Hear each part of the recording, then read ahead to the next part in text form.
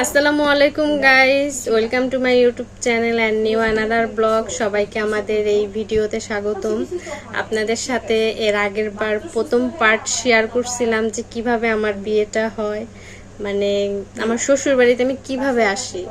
তো আজকে আপনাদেরকে জানাবো যে আমাদের বিয়েটা আসলে কিভাবে হয়েছে।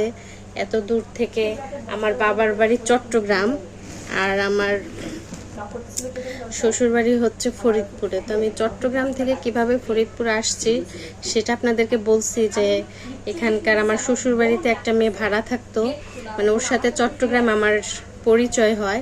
তো সেখান থেকে পরিচয় হওয়ার পর ওর সাথে আমি ফোনে কন্ট্যাক্ট করে আমি ফরিদপুরে আসি। ফরিদপুর দেখার জন্য আসি। ফরিদপুর আসার পরে মানে আমার যেটা এখন শ্বশুর বাড়ি, তো সেখানে ওরা মানে ভাড়া থাকতো। সেই ঘরটা আমি এই ভিডিওতে দেখাই দিব যে কোন ঘরে এসে আমি উঠছি। তো তারপরে যেদিন আসলাম তার দুদিন পর আমি চলে যাব আমার দেখা শেষ ফরিদপুর। তো তখন আমার শাশুড়ি আম্মা সে আমাকে ডাক দেয় এবং আপনাদের যে ভাইয়া তাকেও ডাক দিয়ে জিজ্ঞাসা করে আমাকে দেখিয়ে যে আমাকে তার পছন্দ হয় কিনা, আমাকে সে বিয়ে করবে কিনা। তা আপনার ভাই তো এক কথায় রাজি। তারপরে হলো কি 3 দিনের মাথায় আসলে আমাদের বিবাহ হয়। আমার আব্বা আম্মার সাথে হলো আমার শাশুড়ি আমার শ্বশুর কন্ট্যাক্ট করে আর কি তারা একটা কাবিন করে আমাকে রাখে। তারপরে 6-7 দিন পরে ঘরোয়াভাবে অনুষ্ঠান করে আমার শাশুড়ি। তারপরে হলো বিয়ের অনুষ্ঠানটা হয়। আর আমাদের যখন বিয়ে হয় তখন একটা ইন্টারেস্ট খবর কি জানেন, আপনার ভাইয়া হলো তখন ইন্টার পরীক্ষা দিবে। তো ইন্টার পরীক্ষা দিবে মানে বিয়ে হয়েছে 26 তারিখে আর আপনার ভাইয়ের ইন্টার পরীক্ষা হচ্ছে এপ্রিলের 4 তারিখ থেকে তার ইন্টার পরীক্ষা শুরু। তো বুঝেন বিয়ের মানে 26 তারিখে বিয়ে আর তার হচ্ছে 4 তারিখে হচ্ছে যে আপনার ইন্টার পরীক্ষা। তারপর আল্লাহর রহমতে বিয়েটা ভালোভাবে হয়ে গেছে। বিয়ে আমাদের যখন বিয়ে হয় আপনার ভাই নিশ্চয়ই বুঝতে পারছেন, আপনার ভাই হচ্ছে তখন বেকার, মানে তখন সেই স্টুডেন্ট। আর এবং আমার বড় মেয়েও যখন হয় তখনও সে মানে স্টুডেন্ট।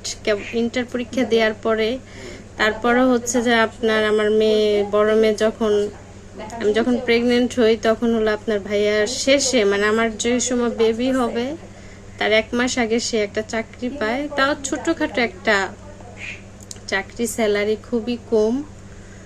তো হাজবেন্ড যদি বেকার থাকে তার ইনকাম যদি কেমন হয় তাহলে তো বুঝতেই পারতেছেন যে তার স্ত্রী তার ওয়াইফের অবস্থা কেমন হয়। আল্লাহর রহমত যখন আমার মেয়ে যখন আলট্রাসাউন্ডে শুনলাম যে আমার মেয়ে হবে, তো মানে যেদিন শুনছি সেদিনই আল্লাহর রহমতে আর কি নিউজ আসছে আপনার ভাইয়ার চাকরির বিষয়টা। মানে তারপরের দিন থেকেই তার জয়েন্ট। আল্লাহর আসলে মেয়ে যে ঘরের বরকত, মেয়ে যে আল্লাহর রহমত বরকত সেটা আর কি তখনই বোঝা গেল যে যখন আমার মেয়ে আর কি আলট্রাসাউন্ডে শুনলাম তখনই মানে তারপরের দিন আপনার ভাইয়ের জয়েন। আল্লাহর রহমত চলে আসছিল। আসলে আমার মেয়েটা যখন হয় সেটারও আবার অনেক হিস্টোরি। তো আজকে ভিডিওটা অত লং করব না, সেটা হলো পরবর্তী ভিডিওতে আপনাদেরকে বলবো। আমার বড় মেয়ে যখন হয় তখন আর কি মানে সিচুয়েশনটা খুবই ক্রিটিক্যাল, খুবই খারাপ ছিল।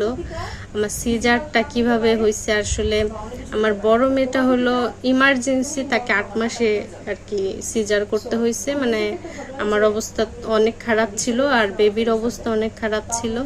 আর বেবি মানে কি বলবো, যেই বছরেই বিয়ে মানে যেই মাসেই বিয়ে হয়েছে সেই বছরেই আর কি আমার বড় মেয়ে হয়। তো গাইস আমার বড় মেয়ে হওয়ার সময় আমার অবস্থা খুবই খারাপ ছিল, খুবই ক্রিটিক্যাল ছিল। মানে ও হওয়ার সময়টা যে এমন মানে অসুস্থ ছিলাম, ওর হওয়ার পরও আমি প্রায় 1 মাস খানেকের মতো আমি হসপিটালে ভর্তি ছিলাম ওকে নিয়ে। পৌষ মাস, চারপাশে কুয়াশা, কিছুই দেখা যায় না। তো ও হওয়ার পরে আসলে আমার কি শারীরিক কষ্ট হয়েছে, আমার কি সমস্যা ছিল, ওর কি সমস্যা ছিল, এসব নিয়ে পরে আরেকটা ভিডিও বানাবো। তো আমাদের ভিডিওটা ভালো লাগলে অবশ্যই লাইক, কমেন্ট, শেয়ার দিয়ে আমাদের পাশে থাকবেন। আর যারা যারা এখনো সাবস্ক্রাইব করেন না অবশ্যই সাবস্ক্রাইব করবেন। তো আল্লাহ হাফিজ গাইস।